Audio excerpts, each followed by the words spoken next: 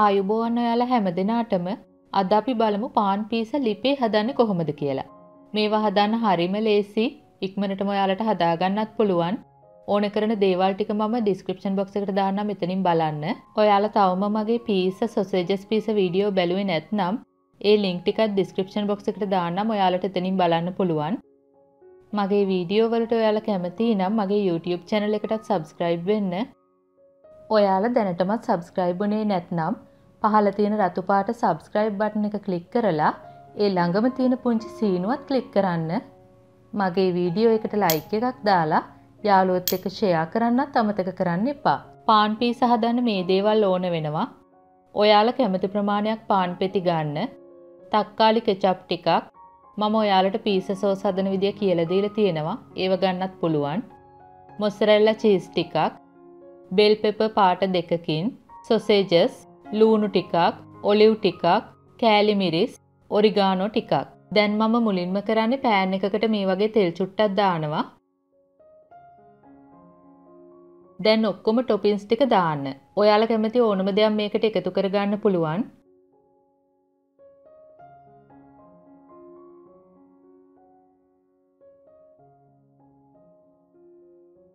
Oregano ටිකකුත් දාන්න.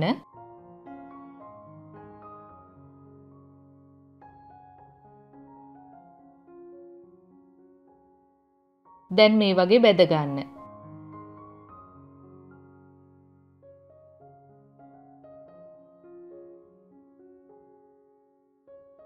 මේක ගොඩාක් බෙදෙන්න ඕනේ නැහැ. මේ වගේ ටිකක් බෙදුණා නම් ඇති. දැන් පාන් පෙති වලට තක්කාලි කෙචප් දාගන්න.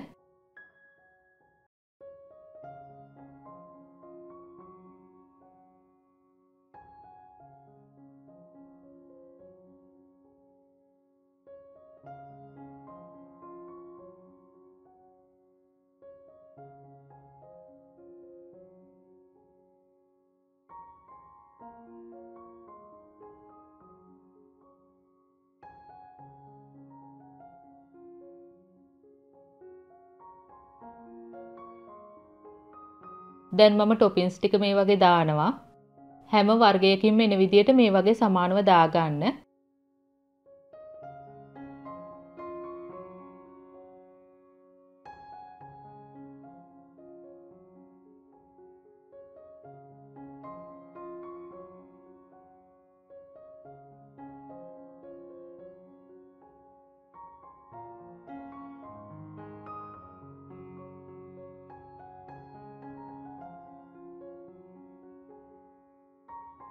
ඔයාලා කැමති නම් කෑලි මිරිස් ටිකකුත් මේ වගේ ඉහින්න. දැන් උඩින් මොසරෙල්ලා චීස් ටික දාන්න.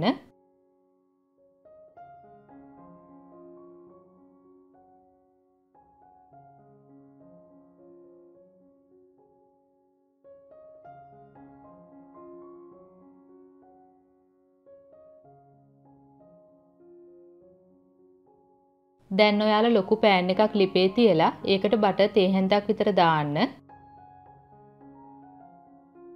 දැන් මම පාන් පෙති දෙක තියලා මේ වගේ පියනෙන් වහනවා.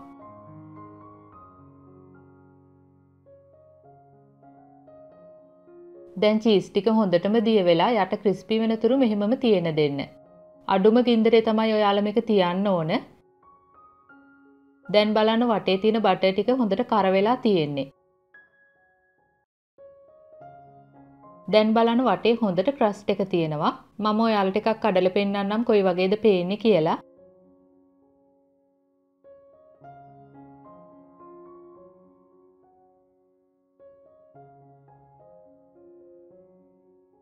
හරිම ලේසි නේද?